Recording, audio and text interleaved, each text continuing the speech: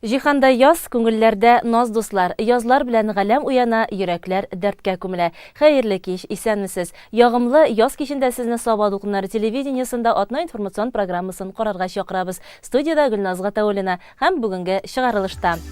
Татарстан Республикасы Дәүләт хезмәт инспекциясе җитәкчесе Рөстәм Галәвов район халкын кабул итте. Телебезне, әдәбиятыбызны саклау әдәби марафон аша проектта җиңүчеләр арасында райондашларыбыз да бар. Иртә буран, кич давыл, алар гел хезмәттә. Тора коммуналь хуҗалыгы хезмәткәрләре һөнәри бәйрәмнәрен билгели. 13 март көне районыбызга Татарстан Республикасы Дәүләт хезмәт инспекциясе җитәкчесе Рөстәм Галәвов һәм аның урынбасары Илназ Разетдинов килде. Эшлекле сәфәр кысаларында гражданнар белән очрашу, аларны борчыган сорауларга җавап бирү Югары Утар авылындагы акылга зәгыйфь балалар интернат йортында булу планлаштырылган иде. Теманы Гөлназ Вахитова дәвам итә. Хезмәт хакын түләмәүче, намуссыз эш бирүчеләр, закон бозучыларга каршы дәүләт хезмәт инспекциясе вәкилләре күләмле эшләр башкара. Безнең халык элек эш бирүчедән зарлану, шикаят язуга куркып караса, хәзер тенденцияләр башка. Мы, Госинспекция труда, приехала в Сабинский район для того, чтобы осуществить прием граждан. В рамках установленного графика у нас мы посещаем каждый район, осуществляем прием граждан. Это все согласовано с Рострудом и требованиями Роструда для того, чтобы мы могли пообщаться с населением и с работодателями в отдаленных районах, потому что не у всех есть возможность приехать в Казань и задать соответствующие вопросы. 2 ай хезмәт хакы түләнмәсә, кеше хезмәт инспекциясенә мөрәҗәгать итәргә хаклы. Алардан эш тикшерү комитетына тапшырыла. Кызганычка каршы мондый очраклар әледән-әле очрап тора. Ну, вообще, тенденция такова, что люди чувствуют то, что есть защита от трудовой инспекции, приходят, задают вопросы, не боятся. Даже бывает такое очень часто, то, что придя задать просто вопрос или сказав то, что там не выплатить зарплату, мы говорим, напишите сразу же заявление в трудовую инспекцию о том, что вам не выплатили. Они сразу же пишут, мы это фиксируем и уже потом, соответственно, проводим проверку в отношении организации, где была не выплата заработная плата. Проблемалы хәлләрне дәүләт хезмәтләре порталы аша да юлларга мөмкин. Инспекторлар һәрвакыт ярдәм кулы сузарга әзер. Ну, вообще хотелось бы сказать то, что очень часто задают вопросы на данных приемах. Это вопрос по незаконному увольнению, невыплате заработной платы. И очень часто обращаются граждане предпенсионного возраста о том, что их права могут быть ущемлены. Но хотелось бы добавить в первую очередь по неформальной занятости. Что это такое? Вот, хотелось бы порекомендовать каждому человеку, который устраивается на работу, знать такие вещи, то, что должен быть заключен трудовой договор, он должен обязательно в 3-дневный срок быть предоставлен ему работодателем. Люди должны понимать то, что нужно уходить от конвертных зарплат, от черной зарплаты, нужно приходить уже к тому, чтобы было официальное трудоустройство. Если нет трудового договора, то тогда гражданин получается незащищенным, и мало того, что не производится отчисление в пенсионный фонд, в случае, если вдруг, не дай бог, с ним произойдет какой-то несчастный случай, фонд социального страхования не будет выплачивать ему абсолютно ничего. А так, если он будет трудоустроен официально, будет производиться соответствующее отчисление, он будет защищен тем, что хотя бы выплаты, если вдруг, не дай бог, что случится, его семье будут выплачены. Это очень важно, это нужно понимать. Люди у нас, к сожалению, до конца этого не понимают. Также очень часто бывает такое, то, что сотрудникам говорят то, что они трудоустроены, трудовые книжки забирают, а потом, когда они увольняются, они для себя открывают такую вещь, то, что в трудовой книжке записи нет. Поэтому это можно проверить очень легко, зайти на госуслуги и посмотреть, отчисляются ли в пенсионный фонд соответствующие отчисления. Работник имеет право требовать от своего работодателя то, чтобы он предоставил ему должностную инструкцию, приказ о его трудоустройстве, трудовой договор. То есть все это он имеет право запросить для того, чтобы у него были 100% гарантии о том, что он трудоустроен официально. Безнең районда бу уңайдан вазгыять тотрыклы. Бер гражданин гына декрет ялында булучы тормыш иптәшенә чираттагы файдаланылмаган ял өчен компенсация түләнү буенча булган сорау белән мөрәҗәгать итеп, аңа аңлаешлы җавап ишетте. Календар битләренә күз салсак, бу атнаның якшәмбесендә халыкка көнкүреш хезмәте күрсәтү һәм торак коммуналь хуҗалыгы хезмәткәрләре үзләренең һөнәри бәйрәмнәрен билгеләп үтә. Районыбызда эшләп килүче әлеге тармак ир-атлары һәм хатын-кызлары ел әйләнә безнең күз алдында. Алар җыештыра, яшелләндерә, сулы итәләр, җылыталар, халык өчен дип тырышалар. Авыр хезмәттә булучыларның бәйрәм кәефе һәм эшчәнлеге турында Райла Галәвина хәбәрендә.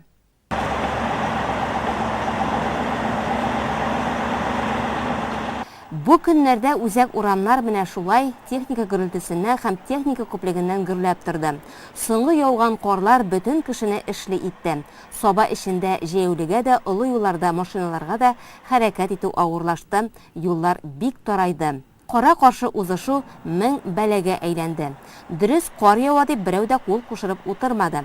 Халык куллануында булган бар юллар да мөмкин булганча ачылып, чистартылып барылды. Хәзерге вакытта менә урамнар чистарту бара, почти көн сайын чыгалар. Кар бик күп яуды бу ел. 62 километр Сава урамында юл җыела. И шуны тагын шуның эчендә түгел, аерым 12 километр тротуар бар. Булар көн сайын вакытында чистартылып бара. Зарланучылар да булгалый, теге вакытында әзрәк була торгандыр ниләр. Теге өлгермәүләр, һәр вакыт җыштырып барабыз инде. Саба күп тармаклы җитештерү һәм торак коммуналь хуҗалыгы карамагында булган байлар сабасы урамнары даими игътибарда. Аларның куәтле техникалары барысы 15ләп җыела, таң алдыннан инде кызу эштә. КАМАЗ шоферы Дамир Хажинуров кар яуган көннәрдә без өйдән иртәнге 3тә эшкә чыгып китәбез ди. Быел шул хәтле күп яуды кар. Даже менә иртәнге 4тән чыгабыз, 2 бригада эшләгән булды. Җитешеп булмый. Быел бик күп булды кар. Күгенчә рейс ясыйсыз? Көнгәме? 16-шар, 18 рейс була. Көне белән 20 дә була. Бик күп анысы әйтеп бетергесез инде. Кар күп булды. Рәхмәт җитәсез урамнар чистарткач. İşte biz yine etkene etmeyene sokup giteyine nişitsin yine. Var zaten. Peki yakşı olsun diye yürüge, yollar kim olsun diye minnekin eğitebiz. Koyda ıslayankalar var, ıslayankalarını bütünsün olup barabız şimdi. Yani bitinde kaldırıp bunu diye Саба урамнарын кылачлаган меңләгән тирәк агачлары да торак коммуналь хуҗалыгы хезмәткәрләре тарафыннан ел әйләнә тәрбиядә. Дистә еллар эчендә алар шактый үсеп матурайдылар. Моңа ирешү өчен әлбәттә даими форма саклау зарур. Бу көннәрдә Ләлә Гайфуллина, Гөлфия Гыйзатова нәкъ менә шул эш белән мәшгуль. Язга чыгуга тотынабыз, берәү янганчы агач кисә башлыйбыз инде. Агачларны формага салып куябыз. Яфрак ярганда моторрак була бит инде ул яңа ни чыгара менә, яңа ботаклар чыгарып, түгәрәкләп, формага салып эшли башлыйбыз инде. Шушы 1000дән артык агачны менә эшләп, түгәрәкләп, яфракка хәтле шу мотор фигурага салабыз. Аннары җәйлектә июнь биткәч менә тотынабыз 1000дән артык агачны яңадан яфракларын күзлеккә әзерләп кую буладыр инде ул.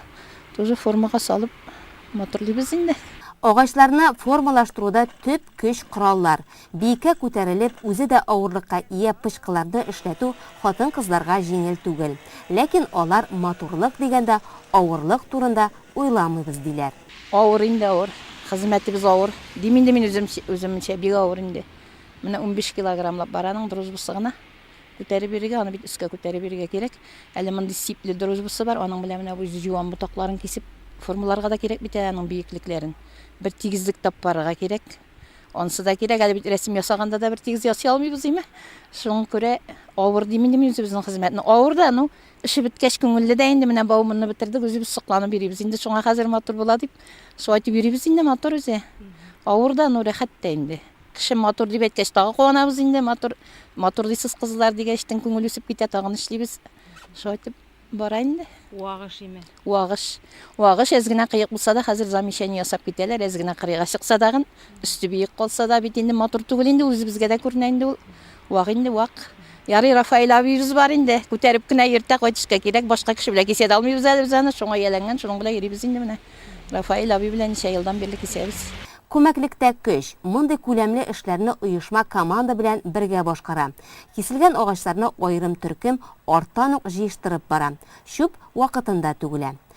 Каты көн күреш калдыкларын түгү уюшма тарафынан ныклы контрольдә. Аларның 3 техниклары көн сайын соба эшендә һәм айга 2 тапкыр график нигезендә авылларга йөреп шуп җыя. Гомумән алганда коммуналь хуҗалык 5 тармакта эшчәнлек алып бара. Санитар чистарту, канализация, су белән тәэмин итү, җылылык бирү, санитар техник хезмәт күрсәтү.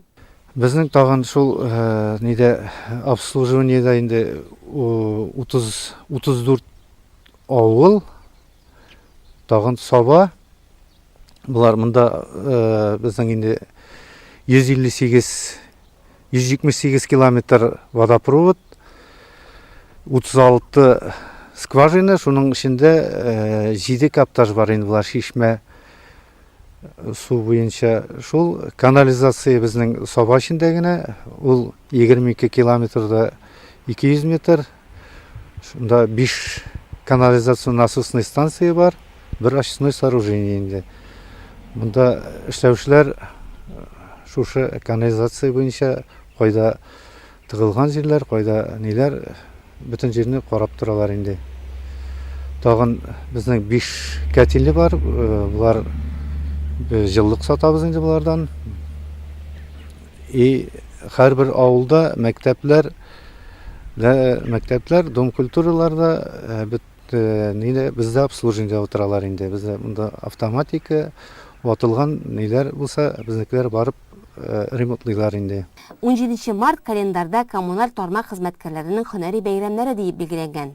Ел әйләнә хезмәттә булган игелекле һөнәр ияләре аны эш урыннарында яхшы кәеф белән каршы алалар. Ул көнне район күләм Нәүрүз бәйрәмендә команда белән катнашып, оешма данын якларга җыеналар. Безнең коллектив бик дружный, менә кайда спортивный мероприятиеләр, күп мөмкинчелек булган сая катнашырга тырышабыз инде. Менә мини футболларга, анда чаңгы ярышларына, ниләргә. Менә тагын Нәүрүзгә дип команда әзерләп ятабыз шунда. Коллектив кайда бергә эшләргә язсын, бергә дус булып, тыныч, бергә тырышып эшләргә. Кешегә хезмәт күрсәтергә. ВКонтакте социаль шелтәре кысаларында 2017 елдан башлап әдәби марафон дигән даими онлайн проект бара. Аның максаты яхшы гадәт, татарча әдәби әсәрләр, китаплар һәм журналлар уку гадәтен формалаштыру. Әдәби марафон проектында райондашларыбыз да актив катнаша. Гөлшат Галиәкбәрова бу хакта тулырак сөйләр. Күптән түгел татар әдәбиятын таныту максатыннан татар дөньясында әдәби марафон дип аталган иҗтимагый хәрәкәт барлыкка килде. Бу чараны оештыручылар да, анда катнашучылар да татар китабына гашыйк. Алар аны истән кушу буенча түгел, үз теләкләре белән укыйлар. Әдәби марафонда катнашучыларның саны да арта бара. Безнең Саба районы әдәби марафон бәйгеләрендә иң актив катнашучы район. Әдәби марафон татар китабын укуга тарту, укучыларны җәлеп итүгә багышланган бер яңа проект ул. Республика күләмендә инде 6нчы тапкыр уздырылды. Аның беренчесендә 30 гына кеше катнашкан булса, без менә 6нчысында бик актив катнашып, Сабаның үзеннән 28 кеше җиңүче булып танылды һәм лаешта үткән шушы йомгаклау өлешендә без катнаштык, 28 бездә. Һәм иң күп китап укучы район буларак та танылдык әле. Ансы да безнең өчен бик күңелле булды. Аңчы безнең Сабада анда бары тик бер генә кеше катнашкан. Менә инде бу 6нчысында без бергәләп аны белеп алып шушында катнаштык. Менә марафонда бик күп районнар катнаша. Җиңүчеләр рәтендә генә дә 343 кеше сәхнәгә күтәрелде. Бу республика күләмендә, Россия күләмендә, хәтта Омскидан, ерак өлкәләрдән дә килүчеләр бар иде. Һәм бу инде менә татар китабын танытуга Шинапта марафонның дөрес булуы, юнәлеше дөрес булуын аңлатты. 21 көн буе, моның бит инде тәртибе гади генә бер караганда, 21 көн буе ВКонтактедагы үзеңнең битеңдә үзеңнең яраткан әсәреңне үзекне урнаштырасың. 21 көн юкка гына алынмаган, чөнки кешедә нинди дә булса уңай матур гадәтне формалаштыру өчен 21 көн кирәк дип саный галимнәр. Һәм менә шуңа күрә ул 21 көнлек марафон. Һәм менә нәкъ шушы ВКонтактедагы битләребездә biz Sabada başta иң беренче Саба китапханәсенә 100 яшь хэштеги белән әдәби марафон игълан иттек. Монда без билгеле вакытын күбрәк алдык, катнашучыларыбыз да күбрәк булды һәм безнең бик күп укучыларыбыз кушылды. Татарстан күләмендә, Саба районы гына түгел, һәм безнең инде 20-дән артык кешебез җиңүче булып, Саба сәхнәсенә күтәрелеп бүләк алды. Һәм без инде балаларны да шушылай тартасыбыз килде. Муса Җәлилнең туган көненә багышлап, февраль аенда без аны 10 гына көнлек итеп үткәрдек. Безнең балалар өчен махсус Муса Җәлил Саба хэштеги белән шушы марафонны уздырдык. Анда да безнең 110 бала җиңүче булды. Бу инде 110 бала 10 көн эчендә Муса Җәлилнең үзенә ошаган 10 шигырен ВКонтактедагы битләренә кертте, куйды дигән сүз. Һәм аның белән танышучылар да бик күп бит әле. Әдәби марафонның өлеше гомумән бик зур. Безнең татар әдәбиятын танытуга, татар китапларының укучыларын арттыруга без моны бик файдаланабыз һәм китапханәчеләребез дә бик киң куллана. Әдәби марафон проекты нәтиҗәләре укучыларның язмалары башкаларга кызыклы булуын, хэштегларның дөрес кулланылышын исәпкә алып ясала. Моңа кадәр иң актив катнашучылар китапханәчеләр булса, алга таба башкаларны да китап укуга, марафонда катнашуга җәлеп итү бурычы тора. Татар язучыларының китапларын таныту һәм популярлаштыру ягыннан да проектның әһәмияте зур. Мин үземне китапны яратам, китап укучы дип саныйм. Чөнки үземдә бик күп китаплар укыйм һәм укуым да шул юнәлеш буенча булды. Һәм мин гомумән китапларны бик яратам. Әдәби марафонда катнашканда мин күбрәк үзебезнең якташыбыз Гөлсинә апа Галимулланың китапларын сайладым. Карлы Миләш, Айкүлгә сыенганда китапларын бик яратып укыдым. Шушы марафон барышында анда инде бу аның китаплары бик матур, мәгънәле. Аны ул китапларында шын татар хатыны кызы язмышын тасвирлы китапларында һәм инде менә бу китаплар безне шушы тормышта яшәргә, авырлыкларга бирешмәскә өйрәтә дип саныйм мин. Һәм киләчәктә дә шушы Гөлсинә апаның һәрбер чыккан китабын көтеп торам һәм һәрберсен калдырмыйча укып барам. Әдәби марафон Татнётны үстерү фонды һәм Татарстан китап нәшрияты белән бергә оештырылып үткәрелә. Бәйгенең ешлыгы квартал саен 1 апрельдә аның яңасы башланып китәчәк. Безнең авылдан республика күләмендә үткәрелгән әдәби марафонда кызганычка каршы үзем генә катнаштым. Әмма дә ләкин 1 апрельдән Алла бирсә 7 әдәби марафон башланачак. Анда катнашырга теләк белдерүчеләр хайран гына җыелды. Алар катнашырлар дип өметләнеп калабыз. Инде үзебезнең район күләмендә үткәрелгән әдәби марафонда Муса Җәлил иҗаты буенча 5 катнашучы катнашты. Алар бик теләп катнаштылар, бик кызыксындылар әдәби марафон белән, бик кызык булды диделәр. Киләсе марафон безнең 1 апрельдә башлана, һәм дә инде оештыручыларның әйтүе буенча бу марафонда 1000-гә якын кеше катнашыр дип көтелә. Яшь буынны кичкенәдән китап укуга җәлеп итә алмасак, киләчәктә татар әдәбиятын, татар китабын укучылар саны кимиячәк. Димәк, китап укушыны тәрбияләү яшьтән үк башланырга тиеш. Саба балалар китапханәсе мәсәлән, герой шагыйрь Муса Җәлилнең туган көне уңаеннан балалар өчен әдәби марафон үткәрде. Безнең инде Саба районында инде 100 бала катнашты әдәби марафонда. Муса Җәлилнең туган көненә дип багышланган чара булды инде бу. Без инде моны Муса Җәлил хэштеги белән махсус контакт шилтәрендә булды инде катнаштык. Һәм инде монда инде балалар бик актив катнаштылар. Әти-әниләрендә ярдәм итте дип әйтсәк тә була инде. Һәм шулай укытучылар, һәм инде безнең хезмәттәшләр, китапханәчеләр. Инде без инде даими рәвештә Муса Җәлилнең китапларын аларга тәкъдим итеп тордык инде. Бу инде безнең 10 көн эчендә булды. 1 февральдән 10 февральгә хәтле һәр бала үзенең ошаган Муса Җәлилнең шигырен теркәп барып күрсәтте инде шушы контакт шилтәрендә. Бу көннәрдә татар китабын укырга яратучылар 7 әдәби марафон башлануын көтәләр. Ул 1 апрельдә башланып китәргә тиеш. Узган җомгада язның 1 бәйрәме 8 март халыкара хатын-кызлар көнен билгеләдек. Әлеге уңайдан Казан шәһәрендә республика җитәкчелеге 7 март көнне гүзәл затларыбызны бәйрәмгә чакырып котлады. Анда барып кайтучылар белән Әлфия Мөбәрәкова аралашты. 8 март халыкара хатын-кызлар бәйрәме чараларга бай булды. Хезмәт коллективларында, мәдәният, мәгариф учрежденияларында һәр яклап гүзәл затларыбыз тәбрикләнде. Бәйрәм чараларының республика масштабында иң олысы Казанның Салих Сайдашев исемендәге зур концертлар залында республика президенты Рөстәм Миннеханов катнашында узды. Әлеге улуг бәйрәмгә безнең районыбыздан да зур делегация катнашты. Делегация составында Рәмзия Сафина, Гүзәлия Габдрахманова, Язилә Сыңгатуллина, Зәләфрүз Гаттарова, Күп балалы әниләр Гөлия Халимова, Айсылу Сафина, Венера Минхажевалар бар иде.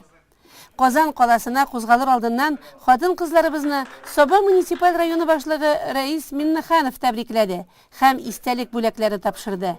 Ә без аларның берничәсе белән әңгәмә кырдык. Коллектив белән дустату, Аллага шөкер, 4 хатын-кыз эшлибез, бер ял иттерүчебез бар. Бер-беребез белән киңәшеп, шулай тату гына эшлибез. Тормыш юлларын узганда нинди авырлыклар күрдегез, нинди шатлыклар кичердегез? Авырлыклары да булды, шатлыклары да булды инде. Бала вакытта, сугыш вакыты булды бит инде безнең. Сугыш вакытына, сугыштан соң шырга эләктек инде, иң авыр вакытлар белә башлагач. Кыз булып җитә башлагач, иң авыр вакытлар сугыштан соң булды минем өчен. Теге сугыш вакытындагы сугышлыгын ансын бик инде үткән, менә сугыштан соң авыр еллар булды инде, бик авыр еллар. Тамакта бу вакытта тоймаган вакытлар. Яшь вакытта, саби вакыттан ук яфрак җыеп, яфрак ашап, әлхәмдүлиллаһ, шуңа күрә сау-сәламәт калганбыздыр, шушыңча яшәдек әле, Аллага шөкер. Менә бүген президент белән очрашырга барасыз. Күңелдә нинди уйлар? Картаймыш көндә шушатлы бик олы дәрәҗә бит инде бу. Ә соңыннан барысы да бергә истәлеккә фотога төштеләр. Бәйрәмгә багышланган күңел ачу чаралары районыбызда да бик оешкан төстә узды. Шуларның берсе 8 март көне район мәдәният йортында үтте. Анда гүзәл затларыбызны район башлыгы Раис Миннаханов тәбрикләде. Бу көнне мәдәният йортына төбәгебезнең иң асыл затлары, 3 һәм аннан да күбрәк бала тәрбияләүче ана хатын-кызлар, яшь әниләр җыелды. Район башлыгы Раис Миннаханов сәхнә түреннән аларны бәйрәм белән котлап, сезгә сокланып яшибез диде. Хөрмәтле гүзәл хатын-кызларыбыз, Sizin şen көңелдән, олы бәйрәмегез белән, бүтән дөнья бәйрәме 8 март белән тәбрик итәргә рөхсәт итегез. Сезгә кырыштай сәламәтлек, булганны игелән күрергә. Инде иң зур байлыгыбыз ул гаилә һәм балалар киләчәктә дә шулай матур итеп яшәргә язсын, аларның кадерен белергә һәм инде аларның җимешләре сезгә була күрсен. Әйнде монда әйтеп киттеләр, дөрестән дә безнең тормышыбыз сездән башлана. Дөньяга килү, беренче авазлар, беренче адымлар һәм инде беренче хәрефләр, алар бөтенесе дә сезнең осталык, сезнең тырышлык булган аркасында, сезнең сабырлык булган аркасында. Инде ул аның эмоцияларына сездән башка без аны беренчектә аңлап бетерә алмыйбыз. Әле теге ират бит инде ул бала санының тагын берсе, иң улысы дип әйтергә кирәк. Шуның өчен сезнең зур эшләрегез өчен бик зур рәхмәт. Бүгенге көндә байлар сабасында гомер итүче Сәгыйтовлар гаиләсе 9 бала тәрбияли. 7 ул, 2 кыз анасы. Ана даны медале иясе Гөлнара ханым бәйрәм күрке булып район башлыгы кулыннан зур бүләк тә кабул итеп алды. Торак шартларын яхшырту максатыннан аңа зур суммада сертификат һәм Раис Миннахановның рәхмәт хаты тапшырылды. Гөлнара ханымның 2 улы инде армия хезмәтен үтәп кайткан. Алар һәм тагын бер уллары югары уку йортларында белем ала. 3се мәктәптә укый, тагын 3се балалар бакчасына йөри. Район башлыгының рәхмәт хатына шулай ук байлар сабасында яшәүче Гафел бакча үзәге җитәкчесе, 3 бала үстерүче Эльвира Галимуллина да ия булды. Иштуган бистәсендә яшәүче Сәрия Маканова һәм Явлаштаудан Рәмзия Ахуновалар өчен бу көн икеләтә бәйрәм иде. Алар гомер бәйрәмнәрендә билгеләде. Бу гүзәл ханымнар да үз тарафларына тәбрикләүләр кабул итте. Тантаналы өлештән соң хатын-кызлар Созвездие йолдызлык фестивале җиңүчеләре катнашында концерт карады. Килгән сайын сезне сагынып киләм, канатланып киләм кыш кебек. Сезнең белән җырлап очрашулар, күңелләрдә калыр төш кебек. Әйдә, әйдә, әйдә җырлыйк әле, җилкендерик әле хисләрне. Бергә җырлыйк әле. Районыбыз оешма предприятиеләре 2019 елда да үзләрен үзешчән сәнгатьтә сыный. Авылларда яшәүче райондашларыбыз каршында атна сайын берәр коллектив концерт программасы белән чыгыш ясый. Халыкара хатын-кызлар көне алдыннан Саба дулкыннары телерадио компаниясы, район эчке эшләр бүлеге һәм Саба таңнары газетасы редакциясе хезмәткәрләре дә Шикшә авылы сәхнәсендә бәйрәм концерты куйды. Язгы моңнар дигән исем астында халык өчен ретро заманча җырлар яңгырады. Туган җиргә, әниләргә, мәхәббәткә, яшьлеккә багышланган һәр чыгыш тамашачының җылы алкышына күмелде. Концерт программалары хорлар бәйгесе буларак оештырылса да, коллективлар төрле жанрны үз өчен алган бай программа тәкъдим итә. Әлбәттә, хәрби темага театр елы булганлыктан татар драматургиясендә яңгыраган музыкаль чыгышлар хор, вокаль ансамбльләр тарафыннан башкарыла. Бию, нәфис сүз сәнгате дә читтә калмый. Тулаем алганда сала кешеләре үзешчән артистларның чыгышларын аеруча үз итә, чөнки аларда ясалмалылык юк. Барысы да гади, үзебезчә һәм күңелгә ятышлы.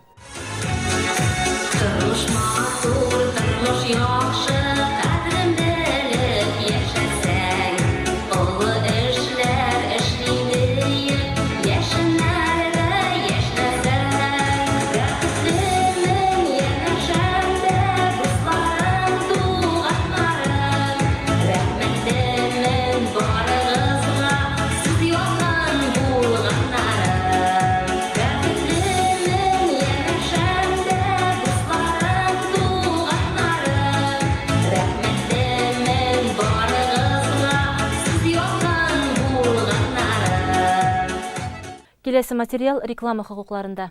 Билайн салоны яңа урында. Һәркем үз итәргә өлгергән Билайн элемтә салоны хәзер сезне Закир Юсупов урамы 9-нчы йорт адресы буенча Магнит кибет янында каршы ала. Билайн элемтә салоны сезнең һәр төрле мәсьәләне хәл итүче урын. Белгечләр сезгә оптималь тариф сайларга, смартфон, планшет, роутер һәм башка төрле цифрлы техниканың барлык нечкәлекләренә төшенергә бик теләп ярдәм итәчәк. Билайында һәр даим төрле акцияләр, приз уйнатулар, ташламалы сатулар булып тора. Хәзер балансны икеләтә арттырабыз акциясе бара. Кушылыгыз, элемтә хезмәтләрен бездә түләгез һәм отышлы икеләтелгән баланс бонусына ия булыгыз. Тулырак белешмә сатучы консультантларда. Сезне дүшәмбедән җомгага кадәр иртәнге 9-дан кичке 7-гә, шимбә һәм ял көннәрендә 9-дан 18 сәгатькә кадәр үзебездә көтәбез. Төшке аш вакыты 13 сәгатьтән 14 сәгатькә кадәр. Билайн элемтә салоны сезгә хезмәт күрсәтә.